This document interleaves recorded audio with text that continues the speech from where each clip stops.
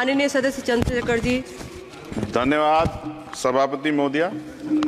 आपने मुझे बजट में शिक्षा के अनुदान पे बोलने का मौका दिया, इसके लिए मैं आपका आभारी हूँ। अच्छी बात यह है कि शिक्षा मंत्री जी भी यहाँ मौजूद है, क्योंकि जवाब तो नहीं देना। महोदया, शिक्षा का बाजारीकरण रोका जाए, सरकारी शिक्षण संस्थानों में विधिवत उच्च शिक्षा की व्यवस्था की जाए, एक क्लास एक सिलेबस होना चाहिए, समान शिक्षा पॉलिसी लागू होनी चाहिए। लेकिन सरकार ने तो एजुकेशन का बजट ही कम कर दिया है। जब पढ़ेगा नहीं भारत तो आगे कैसे बढ़ेगा भारत। SC ST OBC के छात्रों के बजट में कटौती की गई है, उसे बढ़ाया जाए, नए छात्रावास बनाए जाए और छात्र संघ चुनाव जो है राजस्थान और उत्तर प्रदेश के छात्रों की मांग है। मैं यूपी से आता हूँ, छात्र राजनीति से आया, हनुमान बेनीवाल जी छात्र राजनीति से आए हैं।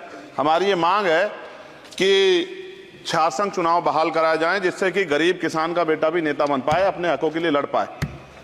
SC ST के उच्च शिक्षा के लिए विदेशों में पढ़ने की व्यवस्था कराई जाए, जिसका अभी आंकड़ा बहुत कम है। साथ साथ मेरे लोकसभा क्षेत्र नैटौर में और नजीबाबाद में गवर्नमेंट डिग्री कॉलेज बनाया जाए, सहारनपुर में डिग्री कॉलेज बनाया, भागोवाला में कन्या इंटर कॉलेज बनाया जाए, उसकी जरूरत है। नगीना लोकसभा क्षेत्र के में नए कॉलेजों विश्वविद्यालयों की स्थापना की जाए, साथ ही IIT और IIM की स्थापना की जाए। IIM में आरक्षण की व्यवस्था लागू करा जाए। हमारे साथी कह रहे थे करवानी चाहिए इनको, इनकी इच्छा है और होनी भी चाहिए। छात्रों को पोषण या विटामिन सप्लीमेंट भी दिया जाए और स्कूल कॉलेजों विश्वविद्यालयों में SC ST OBC के रिक्त पदों को भरा जाए। जब टीचर होंगे तभी तो पढ़ाएंगे, टीचर कम है और बच्चे ज्यादा हैं। साथ साथ SC ST के छात्रों को विशेष शिक्षा सुविधा की भी दी जानी चाहिए।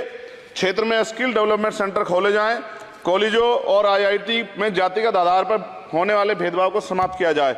बहुत बच्चों की जान चली गई, सब ब्रिलियंट थे, लेकिन इस पर कोई काम नहीं हो रहा। हमारे क्षेत्र में नवोदय विद्यालय स्कूल, केंद्रीय विश्वविद्यालय, नेशनल बाल भवन, मिलिट्री स्कूल और सैनिक स्कूल की स्थापना हमारे क्षेत्र में, ग्रामीण क्षेत्र है वो, हमारे क्षेत्र में टीचर ट्रेनिंग सेंटर खोले जाएं, जिससे शिक्षकों की कमी दूर और बेरोजगारी भी घटेगी।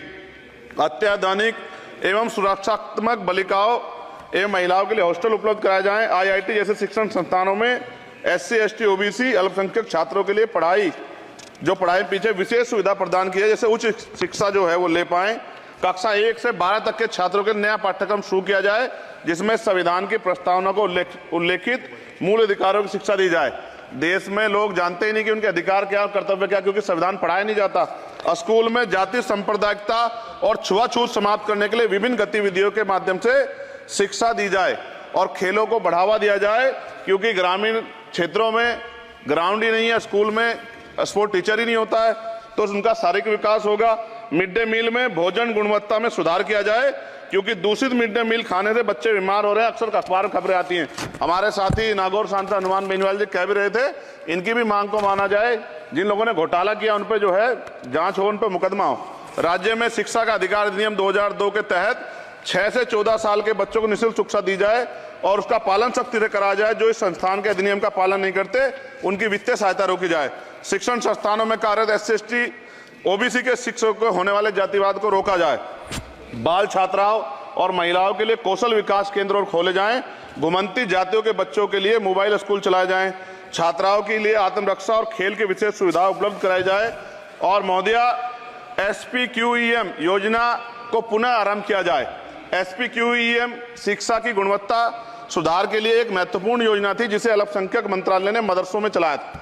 इस योजना के अंतर्गत NIOS के माध्यम से मदरसे में बच्चों को मुफ्त हाई स्कूल में इंटरमीडिएट की पढ़ाई करवाना का प्रावधान था।